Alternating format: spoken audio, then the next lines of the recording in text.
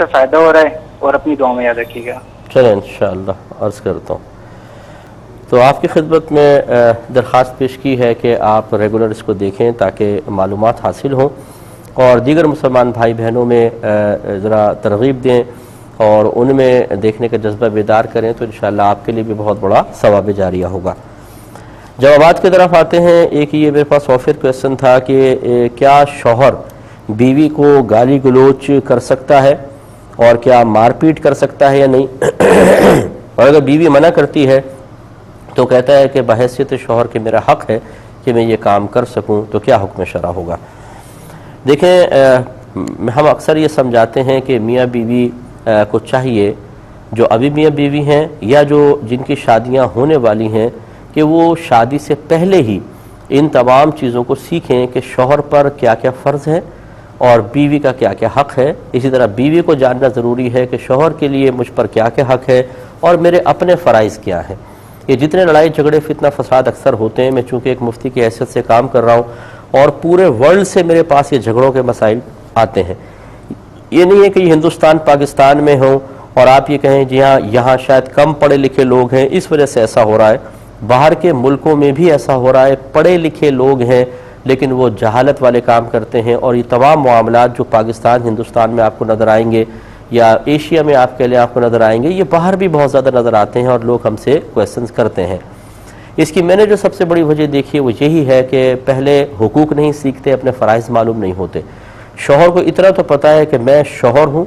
اور اللہ نے مجھے حاکمیت دی ہے، اور بیوی کو اتنا پتہ ہے کہ جی مجھے شوہر سے یہ چیزیں لینی ہیں اور یہ چیزیں نہیں لینی، باقی اور کچھ بھی نہیں جانتے ہیں۔ تو اب یہ جیسے شوہر نامدار جس نے بھی یہ کہا کہ مار پیٹ میرا حق ہے، گالی گلوچ میرا حق ہے، بالکل کوئی حق نہیں ہے، اگر ہے تو بتائیں کہاں ہے، ثابت کریں۔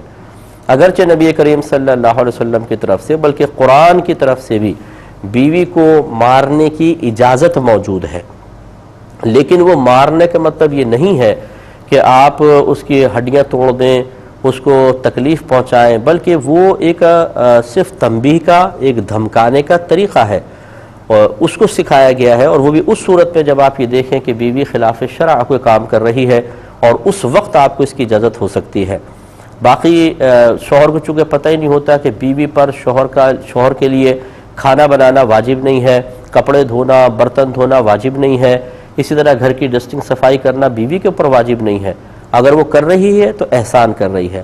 تو اب جب وہ احساناً ایک کام کر رہی ہے اور اس میں کوئی کوتاہی ہو جائے تو تم نے آج کھانا کیوں نہیں بنایا، کپڑے کیوں نہیں استری کیے، اس پہ مار رہے ہیں، پیٹ رہے ہیں، گالی گلوچ کر رہے ہیں، تو کیسے شرعاً جائز ہو جائے گا کہ جو اس پہ لازم نہیں اس پہ آپ اس کو مار رہے پیٹ رہے ہیں؟ تو یہ نہ جاننے کی بنا پر۔ دوسری بات وہی ہے کہ اگر گالی گلوچ دی، ہر مسلمان کو گالی دینا منع ہے۔ نبی کریم صلی اللہ علیہ وسلم نے ارشاد فرمایا کہ مسلمان کو گالی دینا فسق، اور اسے مسلمان کو برا بھلا کہنا یہ فسق ہوتا ہے، اسے گالی دینا گناہ کبیرہ سرکار نے قرار دیا ہے۔ تو اس طریقے سے بیوی بھی ایک انسان ہے اور مسلمان ہے، اسے بھی اگر گالی دیں گے، برا بھلا کہیں گے تو یہ گناہ کبیرہ ہے، اور اگر اس کی کوئی واقعی شرعی غلطی ہے اس پر بھی تنبیہ کا طریقہ دوسرا ہے۔ گالی گلوچ کی بالکل اجازت نہیں ہوتی ہے، چاہے جائے کہ مار پیٹ۔ اکثر مار پیٹ جو ہم نے دیکھی ہے وہ شرعی لحاظ سے نہیں ہوتی، اللہ کی رضا کی خاطر نہیں ہوتی، اپنے نفس کی خاطر حملہ کیا جاتا ہے۔ کوئی بات بری لگ گئی، بیوی نے کہنا نہیں مانا، اور وہ بھی ان امور میں جو بیوی پہ لازم نہیں تھے، اور اس میں انسان اپنی حاکم ہونے، اپنے مرد ہونے کا ناجائز فائدہ اٹھاتے ہوئے روب و دبدبہ قائم کرنے کے لیے اس طریقے سے معاملات کرتا ہے، جس سے گھر کا ماحول خراب ہوتا ہے۔ تو خلاصہ کلام یہ ہے کہ یہ شوہر کا کوئی حق نہیں ہے، نہ مار پیٹ نہ گالی گلوچ، اور جس طرح کی مار پیٹ کی اگر اجازت تھی بھی خلاف شرع کام پر، اس میں بھی نبی کریم صلی اللہ علیہ وسلم کی تعلیم یہ ہے کہ چہرے پہ مت مارو، اس طرح نہ مارو کہ ہڈی ٹوٹ جائے، ایسے نہ مارو کہ جسم پہ نشان پڑ جائے۔ تو آپ دیکھیں کہ بالکل یعنی صرف وہی میں نے جیسے آپ کو کہا کہ خلاصہ ان حدیثوں کا یہی ہے، تنبیہ، صرف ڈر پیدا کرنا تاکہ بیوی اطاعت کی طرف مائل اور خلاف شرع نہ کام نہ کرے۔ اب یہاں صورتحال ہے کہ جب شوہر ہی خلاف شرع کام کر رہا ہو سارے، اور بیوی کو خلاف شرع کام پر نہیں بلکہ اپنی خدمت نہ کرنے پر، ماں کی خدمت نہ کرنے پر، بہنوں کی بات نہ ماننے پر مار رہا پیٹ رہا ہو، تو اس سے زیادہ جہالت اور کیا ہو سکتی ہے۔ ایسے تمام شوہروں کی خدمت میں گزارش ہے کہ میری بات سن کر برے مانے بغیر اور یہ کمنٹس پاس کیے بغیر کہ جی مفتی صاحب بیٹھ کے تو ہماری عورتوں کو جرأت مند کر رہے ہیں، ذرا ایک دفعہ دین سیکھنے کی کوشش کر لیں تاکہ آپ کی آخرت بہتر بن جائے. ورنہ مجھے برا بھلا کہنا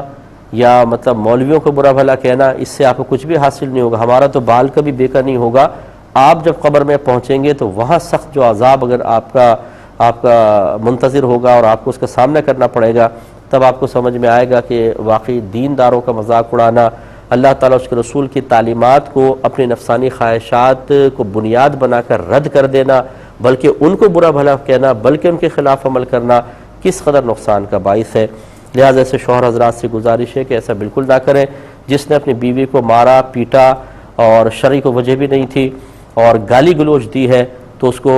اس پر واجب ہے، فرض ہے کہ وہ موت سے پہلے اپنی بیوی سے معافی مانگے. ہاتھ جوڑے، چاہے پاؤں پکڑے، چاہے کیسے بھی معافی مانگنی ہوگی. اگر یہ بیوی معاف نہیں کرے گی، بالفرض ناراض ہے، وہ کہتی میں نہیں معاف کرتی ہوں، تو پھر اس کے لیے دعائے بخشش و مغفرت کرتے رہیں سارے زندگی، اور نیک اعمال کر کے اس کا ثواب اس کو ایصال کرتے رہیں. اللہ کی رحمت سے امید ہے کہ اللہ تعالیٰ بروز قیامت راضی کر لے گا. لیکن اگر آپ نے کہا پہلے معافی نہیں مانگی پہلی بات، یا مانگی تو وہی معاف کر دو مجھے، اس نے کہا میں تو نہیں کرتی ہوں، تو کہا نہیں کرتی تو جاؤ پہاڑ میں جاؤ، تو اس طریقے سے آپ نے اکڑ کا مظاہرہ کیا، تو پھر میدان محشر میں آپ کو سمجھا دیتا ہوں کہ قرآن و حدیث تو یہی کہہ رہا ہے کہ آپ ایک طرف کھڑے ہوں گے، بیوی ایک طرف کھڑی ہوگی اور ایک ایک چیز کا حساب لے گی.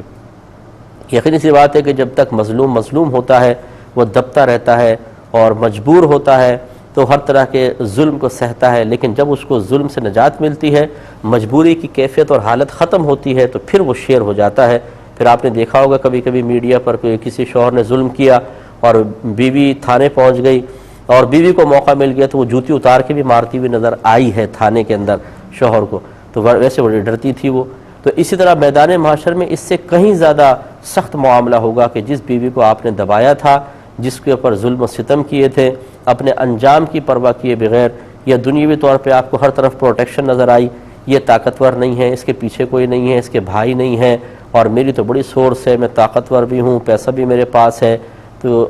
اس کی مجبوری سے جو آپ نے فائدہ اٹھایا، کل بروز قیامت شاید پھر یہ راضی نہیں ہوگی اور پھر یہ شیر بن کے جو آپ کے ساتھ حشر کرے گی، وہ اللہ ہی بہتر جانتا ہے. تو برا ہرگز نہ مانیں اور موت سے پہلے ان غلطیوں کا تدارک کریں. اللہ تعالیٰ عمل کی توفیق عطا فرمائے. مختصر سا بریک لیں گے، ہمیں یقین ہے آپ ہمارے ساتھ ہی رہیں گے.